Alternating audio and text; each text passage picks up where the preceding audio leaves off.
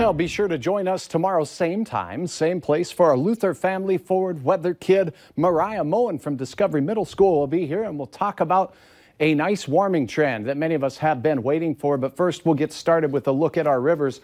Numerous warnings along the Red River Valley and its tributaries, and now we're starting to see a few warnings pop up in our northern valley as well. We'll start you out down south where the red at the Wahpeton area is receding slowly, but as we go northward, there's still a problem there, and that wild rice at Abercrombie expected to get to major stage. So where these rivers or tributaries come into the main stem of the red, there's going to be some problems. Now, the Cheyenne, working its way through Kindred, has spiked up and down as well, and that steers up to and through West Fargo. We're expecting problems there. The Maple River, both at Enderlin and also as it works its way into the northern part of the metro area, expected to bring some serious issues, as is the Buffalo River, causing some issues near Hawley and near Dilworth. By the way, the Sabin area starting to see things recede just a little bit on the south branch of the Buffalo River, but the warnings continue. Now, the Red River north of town still expected to be quite high,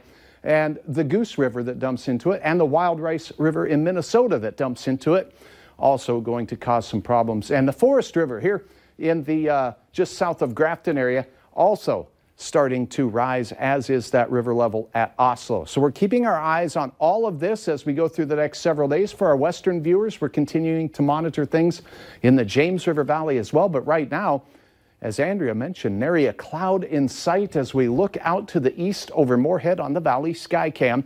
Conditions very quiet today, but not necessarily warm. It's 37. It feels like 30 thanks to a wind at about 10 miles per hour. It's a degree cooler at Moorhead's Airport, and your hometown temperatures range from the low 30s in Baudette, 39 for Wadena.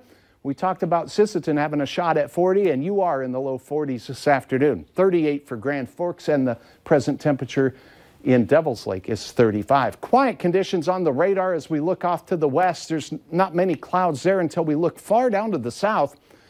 Here's your planner for this evening. Not a lot changes between now and 10 o'clock, and we will see temperatures fall into the 20s for almost all areas as we head to bed tonight.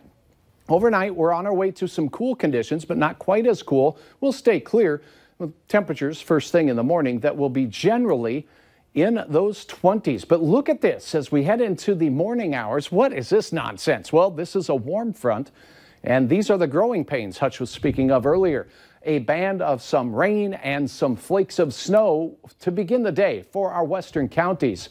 As we go through the midday hour, we're going to really notice the wind picking up and increasing as we go through, and we will see a chance of some midday showers here in the central Red River Valley. And look at the warmer air punching into our western counties. A decent shot at 40 to 60 degree weather in the western Dakotas, while the rain showers exit to the east.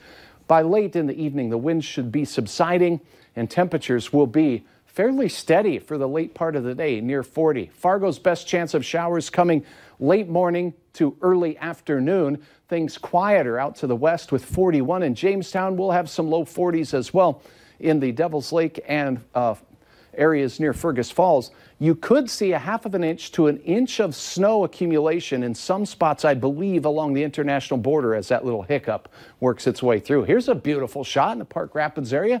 Thanks so much for uploading, Tracy. Here's a look at your planning forecast.